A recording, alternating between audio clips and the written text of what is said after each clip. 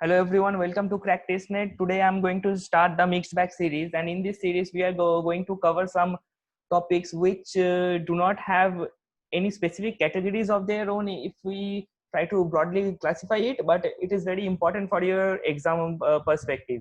Suppose for example we will study some sports terminologies. Today we'll study treaties between India and Pakistan. Then we'll have another categories like we have to study about census 2011 and the census that is going to come in next year about that.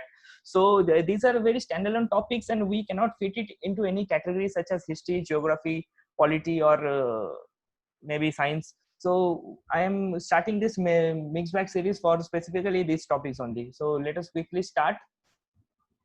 Today we will cover treaties between India and Pakistan. So, what are the things that you need to remember from this topic is the name of the treaty or the pact, in which year was it signed, and who are the signatories, and what was the purpose of the outcome.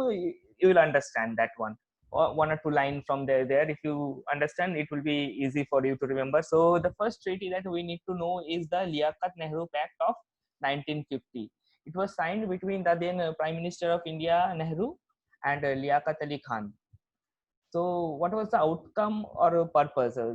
So, refugees were allowed to return to dispose of their property. Abducted women and looted property were to be returned. Forced conversions were unrecognized, and minority rights were confirmed. All right. So next we have the Indus Water Treaty. This question was probably asked in this 2017 or 18, and so let us see the facts from here.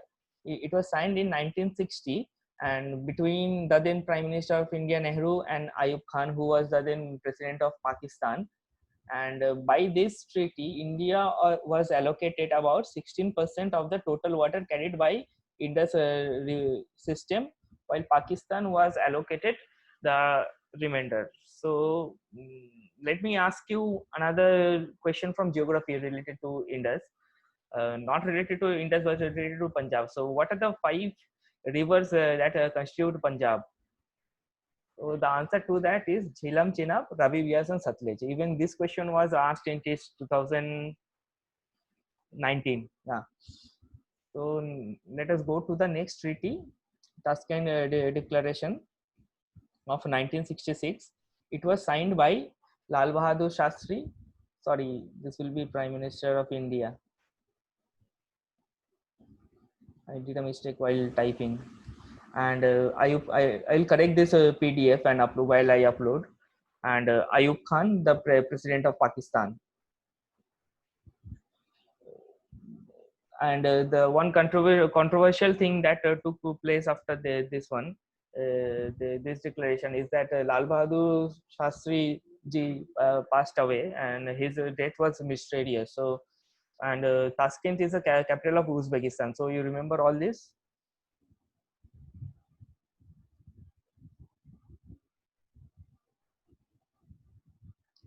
Then we have the Shimla Agreement. Shimla Agreement, 2nd July 1972. It was signed between Indira Gandhi and Zulfikar Ali Bhutto, the then Prime President of Pakistan. This followed the Bangladesh liberation of war,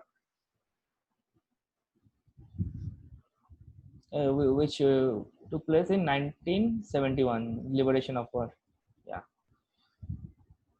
So you must remember these two names, Indira Gandhi and Zulfikar Ali Bhutto. They both signed the Shimla Agreement.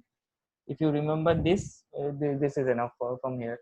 And this question is very important. Means TIS can ask you question from this agreement, non-nuclear aggression agreement. It was signed on 21st December 1988, but it came into force on January 1991. And between which two person was it signed? It was signed between Rajiv Gandhi, the then Prime Minister of India, and Benazir Bhutto, Prime Minister of Pakistan. And the outcome what was the purpose of this treaty? So the purpose of this treaty was that to just remember that nuclear weapon control treaty. Just this fact is enough. And the main important thing here is Rajiv Gandhi and Benazir Bhutto.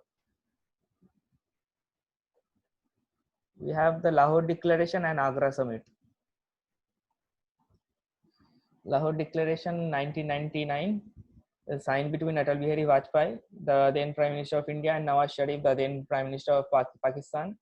So, under the terms of the treaty, a mutual understanding was reached towards the development of atomic arsenals and to avoid accidental and unauthorized operational use of nuclear weapons. So, this point you remember. This is enough from here. And Agra summit was never means signed. The process was totally collapsed. It was drafted in July 2001, and the negotiators were Atal Bihari Vajpayee and Parvez Musharraf. So this, remember. So we are done with this topic. So maximum it will take you 10 to 15 minutes to mug up or see or learn all the necessary facts that you need to know for your TestNet exam. So that's it for today. Next, we'll cover some sports terminologies, or I'll do census 2011. Thank you guys. Happy learning.